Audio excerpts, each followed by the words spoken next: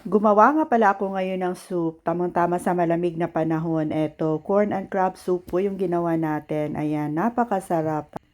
Madali lang po itong gawin at saka ilan lang po yung mga sangkap na kakailanganin. So, nang una ay meron tayong chicken broth dito, about 5 cups.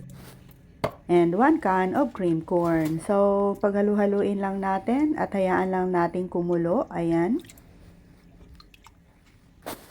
At nilagyan din natin ng 1 tablespoon of grated ginger. Masarap to. Medyo mapaanghang ang ating soup. At pag kulong-kulo na ay saka natin lalagyan ng konting sugar, asin, at saka paminta, white pepper. Ayon sa inyong panlasa. Keep stirring lang po. At saka dito na natin ilalagay yung naihimay-himay nating crab meat. Pwede din kayong gumamit ng crab stick. Etong nilagay natin ay imitation crab meat na nabibili natin sa grocery.